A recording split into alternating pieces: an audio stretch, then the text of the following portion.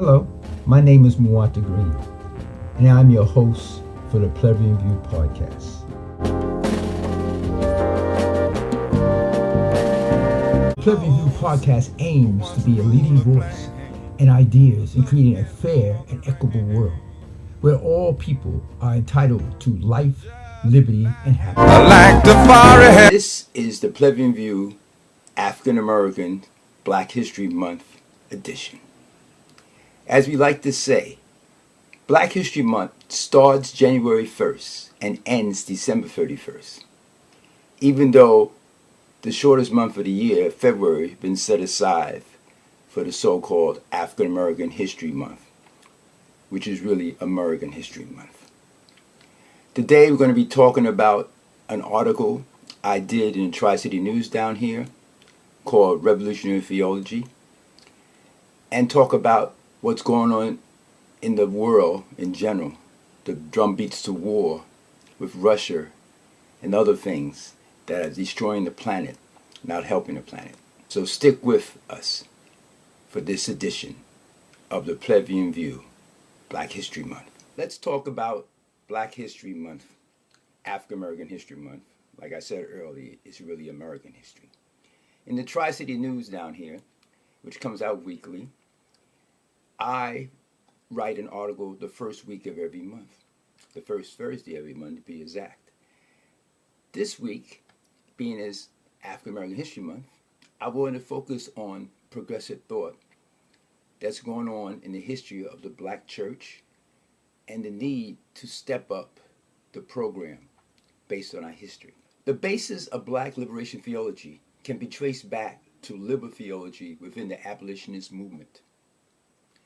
The abolitionist leaders such as William Lloyd Garrison, Theodore Parker, abandoned biblical theory because one of the biggest obstacles for abolitionism at the time was that many Christians used the Bible to defend slavery. Let me say that again. Many Christians during that time used the Bible to defend slavery, just like a lot of Christians now use the Bible to defend white supremacy. And we must understand that. And I say this as a secular person. The church should be part of our liberation struggle, our struggle for freedom. Many Black leaders that came out of African Episcopal Church advocated for social gospel formed by liberal theology and Marxism. Because Marxism gave analysis of the class character of the society, of the inequities, and the things that we need to do to make it a better society. Decades later, Martin Luther King wrote that after reading the book Christianity and Social Crisis, it left him an indelible imprint on his thinking. And he said that his theological basis for social concern had become very important to him. In a letter that he sent to his wife in 1952, he stated, "Let us continue to hope and work and pray that the future we will live to see a warless world, a world of better distribution of wealth, and a brotherhood that transcends race and color." That's what Martin Luther King was talking about near the end of his time as he developed. Remember, he took a stand against the war in Vietnam. He talked about American violence.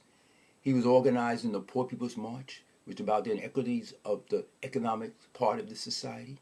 He became a revolutionary preacher who actually believed in a form of democratic socialism. So we need to look at this as we move forward in the 21st century, all what's going on. I would also sum up by saying that the Black church, which historically has been part of the freedom struggle, should regroup and unite with all parts of the movement, from Black Lives Matter to Black socialists to all progressives, for real liberation. That would be my message for Black History Month. As we wrap up the Black History Month edition of Plebeian View, I just want to bring to mind, remember people like Bishop Desmond Tutu, who took liberation theology to a whole nother level in his struggle against apartheid in South Africa.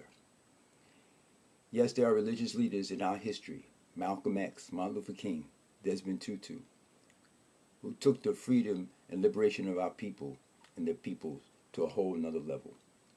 So study these people, read what they did in their transition. And as we say in the native tongue of Swahili, tuta anana, until we meet again.